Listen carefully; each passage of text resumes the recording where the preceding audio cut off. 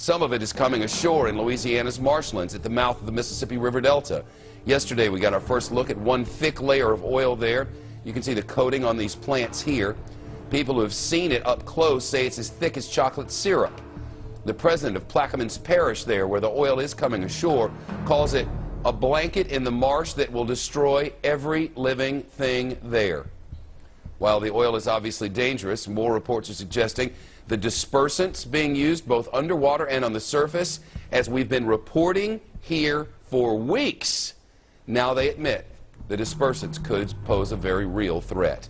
Today, the Environmental Protection Agency, 31 days after the explosion, responded by giving BP 24 hours to pick a less toxic dispersant. The White House Press Secretary Robert Gibbs spoke out about this decision today. As we move forward, the EPA believed best to use the least toxic dispersant. Again, as we are into well into the fourth week of what has happened in the Gulf. 31 days later, and now we decide to use the least toxic dispersant. Guess what about this dispersant that they've been using for 3 weeks? It's banned in the United Kingdom, plus it's too toxic. 4 weeks after the leak started, the Obama administration is telling BP to use cleaner chemicals.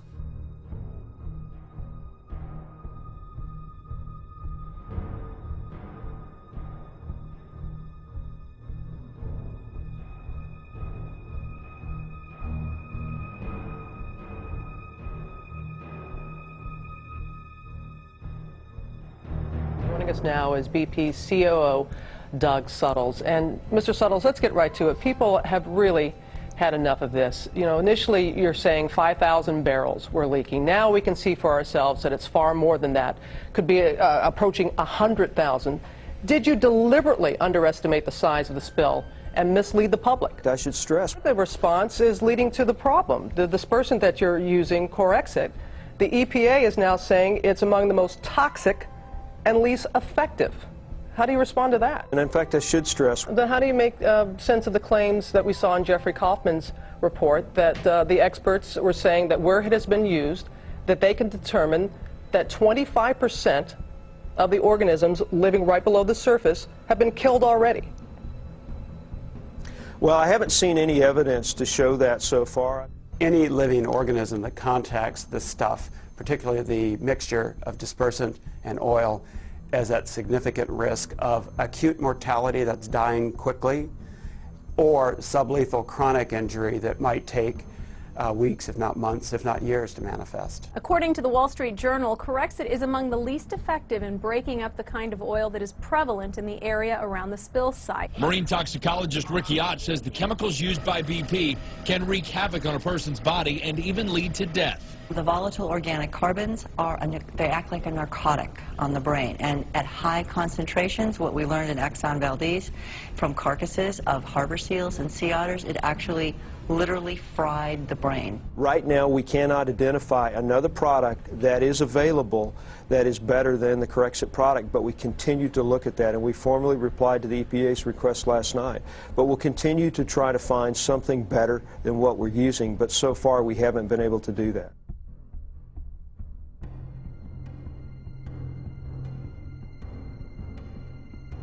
You're looking at it, almost 100,000 gallons of the less toxic dispersant.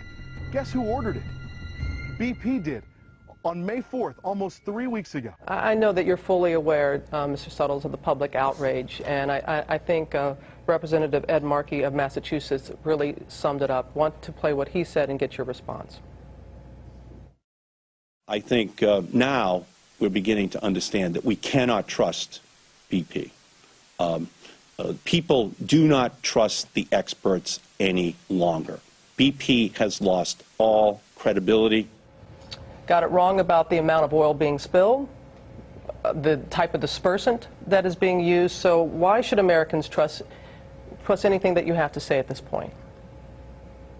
But I can tell you, I don't know of anything, absolutely anything we could be doing that we're not doing, whether that's accessing expertise or applying resources to this problem.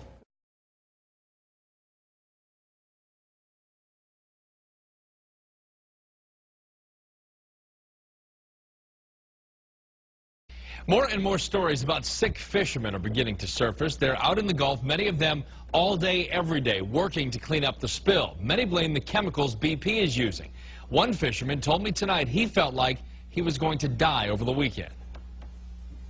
I mean, I've been up coughing up stuff. Your lungs fill up. Gary Burris is a longtime fisherman who has worked across the Gulf Coast. He says he woke up Sunday night feeling drugged and disoriented. Like a sniffing gasoline or something. You know, and I still, my ears are popping right now. I'm still coughing up stuff. I feel real weak, the tingling.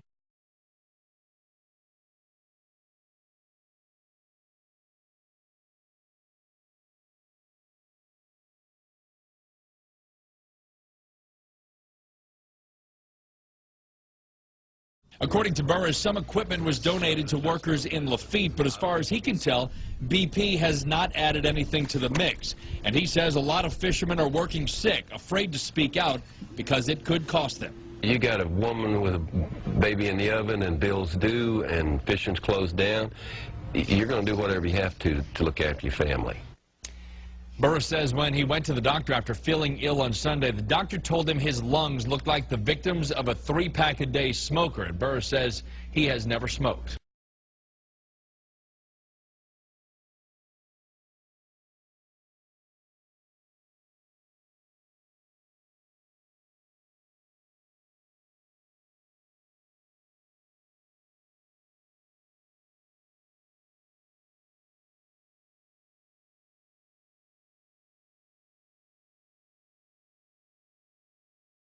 Well, this is it, this brown caramel-colored, well, for lack of a better word, goo, and this is the week it really started to make landfall. Really, from the beginning of this disaster, BP has been saying that what's coming out of that well isn't that much oil, and by the way, those dispersants we're using, they're really no more harmful than dish soap. Now we're finding that none of that is true.